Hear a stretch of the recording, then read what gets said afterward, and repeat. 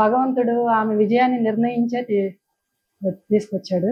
ఖచ్చితంగా తెలుస్తుంది. వాళ్ళ పర్సనల్ విషయాల్లో జోక్యం చేసుకునే రైట్స్ లేవు కదన్నా. అలాగా ఏ చట్టమైనా చెప్పుందా చెప్పండి? రాజకీయంగానే ఎదుర్కోవాలా, అంతేగాని వాళ్ళ వ్యక్తిగత విషయాలు మనకెందుకు? అది చాలా తప్పన్నా. దాన్ని నేను బాగా ఖండిస్తున్నాను.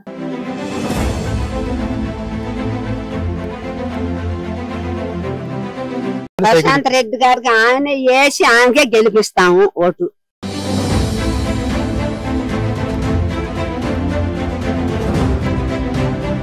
ప్రజెంట్ మనం కోవూరు నియోజకవర్గం విడవలూరు మండలంలోని విడవలూరులో ఉన్నాం.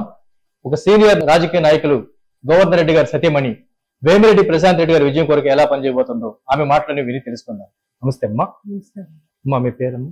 నా పేరు మల్లేశ్వరి. మల్లేశ్వరమ్మ, బాగున్నారా? అమ్మా మీరు చెప్పండి, మీ సాటి మహిళ కోవూరు నియోజకవర్గ ఆడపడుచని చెప్పుకున్నటువంటి వేమిరెడ్డి ప్రశాంత్ రెడ్డి గారు తెలుగుదేశం పార్టీ తరఫున బరిలో ఉన్నారు. మేడం గారు విజయం సాధిస్తారంటారా? ఖచ్చితంగా సాధిస్తారు. భగవంతుడు ఆమె విజయాన్ని నిర్ణయించే తీసుకొచ్చాడు. ఖచ్చితంగా తెలుస్తుంది. కాకపోతే ఇంకా మంచి మెజారిటీ రావాలని మేము 100% వెనక కృషి చేస్తాం. ఆమెకు మంచి మెజారిటీ రావాలని మీరు ప్రయత్నం చేస్తా ఉంటున్నారు. మరి ప్రజలకు వెళ్తున్నారమ్మా మీరు? వాళ్ళ ఫ్యామిలీ వాళ్ళు పిల్లలు వస్తారు, వాళ్ళతో డోర్ టు డోర్ ఖచ్చితంగా జరుగుతాము. ప్రజాస్పందన ఎలా ఉందమ్మా మల్లేశ్వరమ్మ? అంటే కోవూరు ఇదే మొదటి లేడీకి ఇవ్వటం కదా, అందరూ బాగా. అది కాక వాళ్ళు మంచి మనసున్న మనుషులు. వాళ్ళు మామూలుగా రాజకీయాల్లోకి రాకముందే చాలా మంచి చేశారు, మంచి సహాయాలు. ప్రతి దగ్గర బీపీఆర్ వాటర్ ఫౌండేషన్ అవి అంతా మంచి ఇది చేశారు. ఇప్పుడు వాళ్ళు ప్రత్యక్షంగా రాజకీయాల్లోకి వచ్చారు కదా, అందుకని ప్రజల స్పందన బాగుంది. అంటే మీ సాటి మహిళ ఇప్పటి వరకు కోవూరు నియోజకవర్గ చరిత్రలో ఒక మహిళ ఎమ్మెల్యేగా అయిన సందర్భం లేనే లేదు. మరి ఇప్పుడు చరిత్ర సృష్టించబోతున్నారు ప్రశాంత్ రెడ్డి గారు. ఈ విషయంపై మీ ఆనందం ఎలా ఉందంటారమ్మా? అసలు అది చెప్పుకోవడానికి మాటల్లో రాదు. నేనైతే అసలు చాలా ఎంత దూరమో ఖచ్చితంగా ఆమెకి ఇవ్వాలా అనేసి ఎంత భగవంతుని ఎంత ప్రార్థించానో అది నా మనసాక్షికే తెలుసు. అదే అమ్మా, నిన్న మొన్నటి వరకు మీ వారు విడలూరు మండల వైఎస్ఆర్ కాంగ్రెస్ పార్టీ కన్వీనర్ గా ఉండేవారు. మేడం గారికి టికెట్ అనౌన్స్ కాగానే మీరు వాళ్ళకి సంఘీభావంగా రావడానికి గల కారణాలు సేవా హృదయం కలిగిన వారిని మరింత బలపరచాలని ఉద్దేశంతో వచ్చారమ్మా మీరు? ఇంకా అదే వాళ్ళు మంచి మనసున్న మనుషులు చెప్తారు కదా, దయగల హృదయమే భగవన్ నిలయం అనేసి. అట్లాగా భగవంతుడు ఎక్కడో లేడు, మన హృదయంలోనే ఉన్నాడని అటువంటి వాళ్ళు. విపిఆర్ ఫౌండేషన్ ద్వారా వాళ్ళు చేస్తున్నటువంటి సేవా కార్యక్రమాల గురించి కొంచెం వివరించగలరా మీరు? ప్రతి దగ్గర వాటర్ ప్లాంట్లు మనం చూస్తూనే ఉన్నాం కదా అన్న. నిద్రలేసిన మొదలు వాళ్ళ ఇదే కదా, మనం దాహం తీర్చుకుంటున్నాము. ఇంకా వాళ్ళ పిల్లలు చదువుకోవడానికి పేద విద్యార్థులకి వాళ్ళకి మంచిగా స్కూళ్ళు అవన్నీ చాలా మంచి పనులు చేస్తున్నారు కదన్నా. అది ఒక బ్రాండ్ కదా, మనం చెప్పేదేముంది చెప్పండి. మామూలుగా ఎవరైనా అంటే రాజకీయంలోకి ఎలాగొస్తారంటే ఏదో సంథింగ్ వాళ్ళు సంపాదించుకోవాలని వస్తారు. కానీ వీళ్ళు సంపాదించుకున్న దాన్ని 10 మందికి మనము ఖర్చు పెట్టాలి, 10 మందికి సేవ చేయాలి అనే ఉద్దేశంతో వస్తుంటారు అన్న. ఆహ్వానించదగ్గ విషయం ఖచ్చితంగా అన్న, ఆహ్వానించదగ్గ విషయం. మీ విడలూరు గ్రామంలో కూడా బీపీఆర్ ఫౌండేషన్ తరపున పెట్టినటువంటి వాటర్ ప్లాంట్ ఉన్నాయా? ఉందన్నా, అక్కడ ఉంది కదా. ఇప్పుడు వచ్చేదంతా దాంట్లో నుంచే కదా వాటర్. ఇక్కడనే బీపీఆర్ ఫౌండేషన్ కదా. సుమారు ఎన్ని సంవత్సరాల క్రితం వాళ్ళు ఆ ప్లాంట్ పెట్టారు? అది నాకు కరెక్ట్ గా గుర్తులేదు కానీ చాలా ఇయర్స్ కింద నుంచే ఉందన్న ఇక్కడ. ఓకేమ్మా, కోవూరు నియోజకవర్గ అసెంబ్లీ అభ్యర్థిగా వేమిరెడ్డి ప్రశాంత్ రెడ్డి గారు ఉండగా నెల్లూరు పార్లమెంట్ నుంచి ఎంపీ అభ్యర్థిగా వేమిరెడ్డి ప్రభాకర్ రెడ్డి గారు ఉన్నారు. మరి వారి విజయం ఎలా ఉండే అవకాశం ఉంది? అన్న కూడా 100% గెలుస్తారు. కాకపోతే మంచి మెజార్టీతో రావాలని భగవంతుని ప్రార్థిస్తాను. సో విజయం అయితే ఖాయం అంటారు. గెలుపు అయితే వాళ్ళకి నిర్ణయించే భగవంతుడు వాళ్ళని పంపించాడన్నా. చెప్తారు కదా ఏంది పెద్దోళ్ళు, శిక్ష దుష్ట శిక్షణ శిక్ష రక్షణ అన్నట్టు. దానికోసం కొంతమంది మహానుభావులు ఉద్భవిస్తారు. అలాగా వాళ్ళని భగవంతుడు పంపించాడు ఆ దంపతులు ఇద్దరిని. ఖచ్చితంగా వాళ్ళు మా కోవూరు నియోజకవర్గాన్ని అభివృద్ధి పరుస్తారు. అభివృద్ధి జరగద్ది. వేమిరెడ్డి దంపతుల పిల్లలు కూడా వస్తున్నారు, వాళ్ళతో కలిసి మేము ప్రచారంలో పాల్గొంటామని చెప్పి మీరు అంటున్నారు. ఇంతకీ పిల్లల మనస్తత్వం ఎలాంటిదన్నా? వాళ్ళు చాలా మంచోళ్ళు అన్న. అంటే నేను ఆ పిల్లలతో ఒక రోజు ఉన్నాను, ఒక రోజు గడిపాను. చాలా మంచి పిల్లలు. వారి పెద్దలాగానే వీరి హృదయం కూడా సాత్వికంగానే ఉందా? మంచి వినయ విధేయత కలిగిన పిల్లలు. వాళ్ళతో మాత్రం నేను ఖచ్చితంగా డోర్ టు డోర్. అదే మీరు ప్రజల్లోకి వెళ్తున్నప్పుడు వేమిరెడ్డి ప్రశాంత్ రెడ్డి గారి గురించి కావచ్చు, ప్రభాకర్ రెడ్డి గారి గురించి ప్రజలు స్పందన ఎలా ఉంది? అయ్యో వీళ్ళు సేవ చేస్తున్నారు, వీళ్ళు సపోర్ట్ చేస్తే మరింత సేవ చేస్తారని చెప్పి అనుకుంటున్నారా? ఖచ్చితంగా పార్టీలకు అతీతంగా అనుకుంటున్నారా? అప్పుడు వాళ్ళు పార్టీలోకి రాకముందే మనకి అంత మంచి సేవ అందిస్తున్నారు కదా, ఇంకా వీళ్ళు ప్రత్యక్ష రాజకీయాల్లోకి వస్తే ఇంకా మనకి మంచి డెవలప్మెంట్ ఉంటుంది అని ప్రతి ఒక్కరు అనుకుంటున్నారు అన్న. ఎవరు అసలు వాళ్ళ గురించి తెలియని వాళ్ళు కూడా వాళ్ళు చాలా మంచి, మామూలుగా వాళ్ళు చాలా మంచి వ్యక్తులు ఉంటా అని నా దగ్గరే చాలా మంది అన్నారు. అంటే మామూలుగా వాళ్ళ గురించి తెలియదు వాళ్ళకి, ఆయన వాళ్ళు చాలా మంచి వ్యక్తులంట, మంచి మంచి పనులు చేసారంట అని అలాగ నేనైతే చాలా దగ్గర విన్నానన్న. 6 సార్లు ఎమ్మెల్యేగా గెలిచిన అభ్యర్థి నల్లబెట్టి ప్రసన్న కుమార్ రెడ్డి అవతల పక్క ఉన్నారు. ఈ వైపు తొలి ఎన్నికలైన పాల్గొన్నటువంటి వేమిరెడ్డి ప్రశాంత్ రెడ్డి గారు ఉన్నారు. మరి ఈమె ఢీకొట్టి విజయాన్ని సాధిస్తుందని నమ్ముతున్నారు. అంటే రాజకీయాలు వ్యూహాలే కాదు, సేవా గుణం కూడా కావాలంటారు. భగవంతుడు నిర్ణయం చేశాడన్నా, దానికి ప్రజల సహాయం. సో మొత్తానికి ఎన్నిక ఎప్పుడు వచ్చినా సరే వేమిరెడ్డి దంపతుల విజయం అయితే ఖాయం ఉంటారు. వారి విజయం కొరకు మీరు శక్తివంచన లేకుండా కృషి చేస్తామన్నా. మీరు ఎంతో మంది రాజకీయ నాయకులు చూసి ఉండొచ్చు. మరి వేమిరెడ్డి ప్రశాంత్ రెడ్డి గారి దగ్గరికి మీరు వెళ్ళినప్పుడు రిసీవింగ్ ఎలా ఉంది? చాలా బాగుంది అన్న. ఫస్ట్ టైం అక్క నేను ఇక్కడ మా ఊర్లోనే కలిసాను. ఆ రోజే నేను పార్టీలో కూడా చేరాను. అసలు అక్క ఎంత మంచిగా రిసీవ్ చేసి, నేనైతే అంటే అది నాకు అసలు చెప్పేదానికి రాదులేండి. ఇది ఆ మాట అనుకుంటేనే గుండెలో నుంచి కళ్ళనీళ్ళు వస్తాయి అంతే. అసలు అంత మంచిగా చేసుకున్నారన్న. నేనైతే అసలు అనుకోలే ఒక ఎంపీ ఒక ఎమ్మెల్యే మనల్ని అంత మంచిగా చేస్తారు అని. ఖచ్చితంగా అది మాత్రం చాలా బాగుందన్న రిసీవింగ్.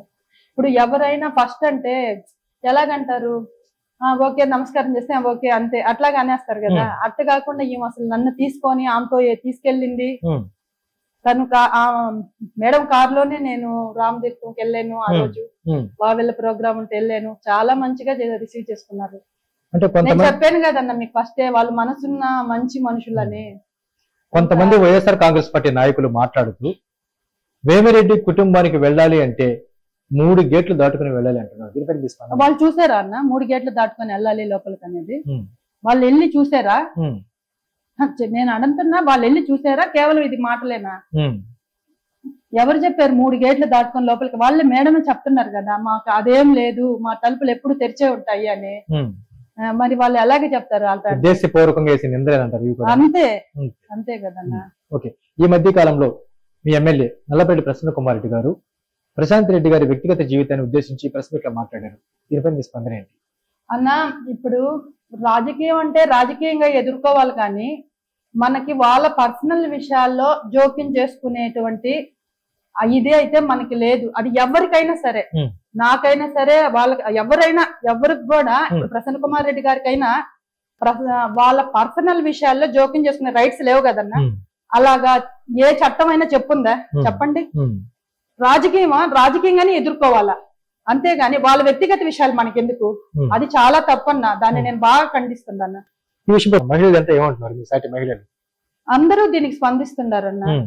అలాగా ఇప్పుడు ప్రతి మనిషిలోనూ ఒక ఏళ్ళు నీ వైపు చూపిస్తే 4 ఏళ్ళు నా వైపు చూపిస్తాయి కదన్నా. కరెక్టే కదా? మరి అట్టు మాట్లాడకూడదు కదా. ప్రతి మనిషిలోనూ వాళ్ళ మనసాక్షికి తెలుసు మనం ఎలాగా ఉన్నాము చేసాము అనేది. కానీ ఇట్లాగా మాట్లాడకూడదు కదా. అసలు అది ఒక ఎమ్మెల్యే క్యాడర్ లో ఉన్న ఆయనకి అది కరెక్టేనా? చెప్పండి.